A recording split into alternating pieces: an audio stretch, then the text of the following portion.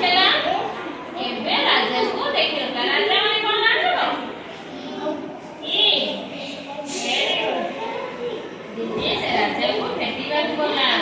ଜଗୁଆଳି ତାକୁ ଅଟକାଇ ପଚାରିଲା କୁଆଡ଼େ ଯାଉଛୁ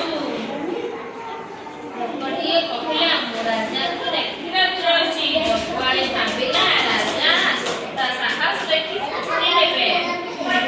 ଜଗୁଆଳି କହିଲା ମୁଁ ତୁମକୁ ରାଜାଙ୍କ ପାଖକୁ ନେଇଯିବି ତା ବଦଳରେ କଣ ଦେବ ଲୋକଟି କହିଲା ମୋତେ ଯାହା ମିଳିବ ମୁଁ ତୁମକୁ ତାହା ଦେବି ତୁମେ ଯାହା ନେବ ହେଲା ଜଗୁଆଳି ଖୁସି ହେଇ ତାକୁ ରାଜାଙ୍କ ପାଖକୁ ନେଇକି ଗଲା ତାପରେ ସେ କଣ କଲେ ରାଜା ପଚାରିଲେ କିଏ ତୁମେ ରାଜା ପଚାରିଲେ କିଏ ତୁମେ କୁଆଡ଼େ ଆସୁଛ ଲୋକଟିଏ କହିଲା ମୁଁ କେବଳ ଦର୍ଶନ ଲାଗି ଆସିଛି ହେଲା କି ତାପରେ ଏକଥା ଶୁଣି ରାଜା ବହୁତ ଖୁସି ହେଇଗଲେ କହିଲେ ମୁଁ ତୁମକୁ ଉପହାର ଦେବାକୁ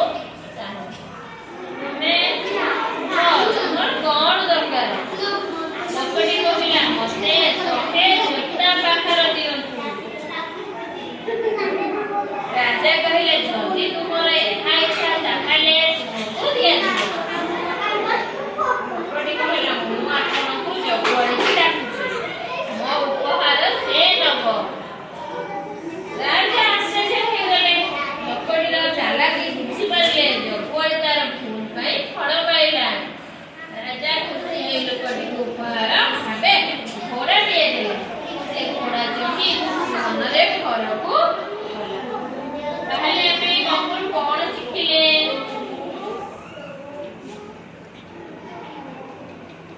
କିଏ ଆସିଥିଲା ରାଜାକୁ ଦେଖିବାକୁ କିଏ ଆସିଥିଲା ଜଗୁଆଳି କିଏ ଆସିଥିଲା ଜଗୁଆଳି ଆସିଥିଲା ନା ଲୋକଟିଏ ଆସିଥିଲା